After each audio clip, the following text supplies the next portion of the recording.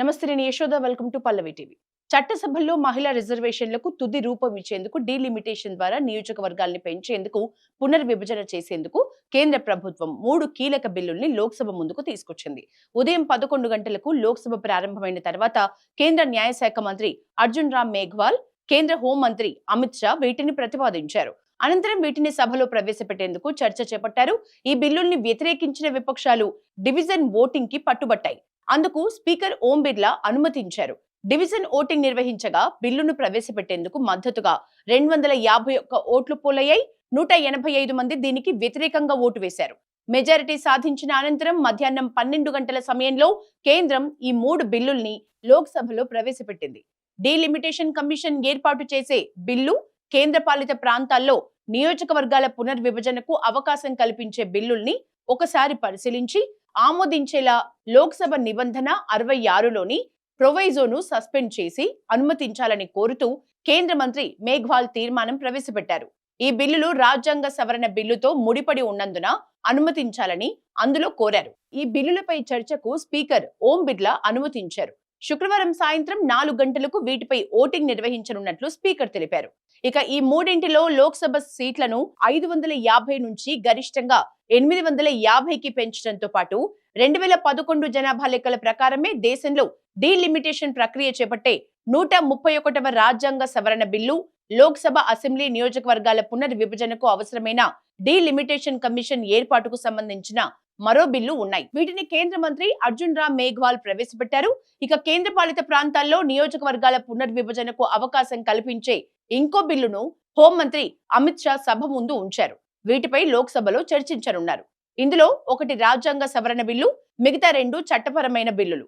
రాజ్యాంగ సవరణ బిల్లు ఆమోదం పొందాలంటే 3/2 మెజారిటీ కావాలి. మిగతా 2కి సాధారణ మెజారిటీ సరిపోతుంది. ప్రస్తుతం లోక్సభలో ఉన్న 540 మంది సభ్యుల్లో 2/3 వంతు మెజారిటీతో రాజ్యాంగ సవరణ బిల్లు ఆమోదం పొందాలంటే 360 మంది సభ్యుల మద్దతు అవసరం. అధికారిక ఎన్డీఏ కూటమికి 292 మంది సభ్యుల మద్దతు ఉంది. బిల్లు ఆమోదానికి మరో 68 మంది మద్దతు అవసరం. డీలిమిటేషన్ ను వ్యతిరేకిస్తున్నామని చెప్తున్న ఇండియా కూటమి ఆ బిల్లుకు వ్యతిరేకంగా ఓటేస్తామని చెప్పడంతో రాజ్యాంగ సవరణ బిల్లు ఆమోదంపై ఉత్కంఠ నెలకొంది. ఇక మరోవైపు లోక్సభలో ప్రధాని మోదీ మాట్లాడుతూ మహిళా రిజర్వేషన్లను తీసుకురావడంలో ఎలాంటి రాజకీయ దురుద్దేశం లేదన్నారు. డీలిమిటేషన్ వల్ల ఏ రాష్ట్రానికి అన్యాయం జరగదన్నారు. మహిళా రిజర్వేషన్లను వ్యతిరేకించే వారు మూల్యం చెల్లించుకోక తప్పదంటూ విపక్షాల్ని హెచ్చరించారు. దేశ పార్లమెంటు చరిత్రలో ఈ రోజును మరిచిపోలేమన్నారు. మహిళా రిజర్వేషన్ గొప్ప బిల్లు అని, ఈ చారిత్రక సమయంలో పాలు పంచుకోవటం తన అదృష్టమని మోదీ చెప్పుకొచ్చారు. వికసిత భారత్ అంటే రోడ్లు, రైళ్లు, మౌలిక సదుపాయాలు మాత్రమే కాదని, మహిళల స్వావలంబన కూడా ఉంటేనే అది సంపూర్ణ వికసిత భారత్ అవుతుందని అన్నారు. దేశ రాజకీయాల్లో వికసిత భారత్ సాధనలో మహిళల పాత్ర కీలకమన్నారు. రాజకీయాల్లో తమ శక్తిని చాటేందుకు మహిళలు సిద్ధంగా ఉన్నారన్నారు. చట్టసభల్లో 33% రిజర్వేషన్లు మహిళలకు మనం ఇస్తున్న కానుక కాదని, అది వారి హక్కు అని మోదీ చెప్పుకొచ్చారు. पंचायतों में आरक्षण देना है तो आराम से देते हैं, क्योंकि उसमें उनको खुद का पद जाने का डर नहीं लगता है.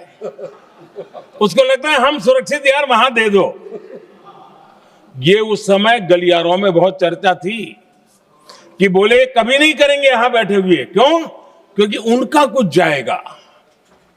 और इसलिए और बगे पंचायत का हो जाता है, 50% तक पहुंच गए.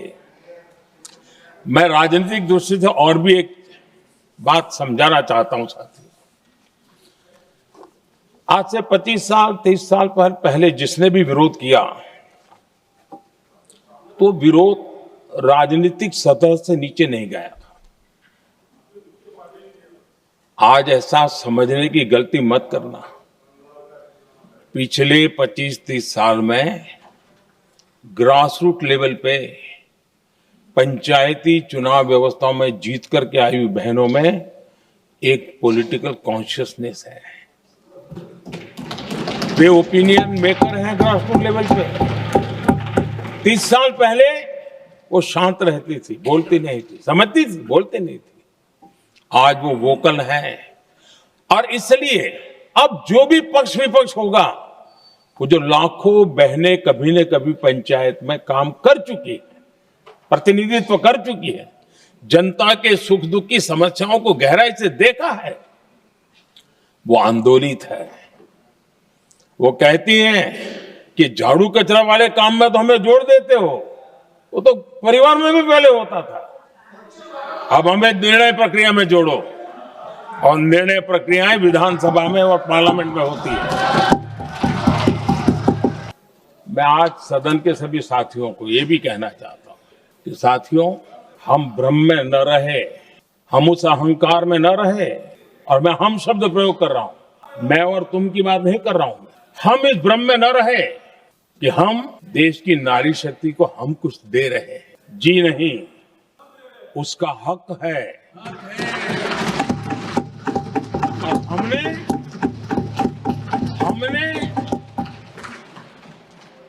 कई दशकों से उसको रोका हुआ है। आज उसका प्रायश्चित करके हमें उस पाप में से मुक्ति पाने का यह अवसर है।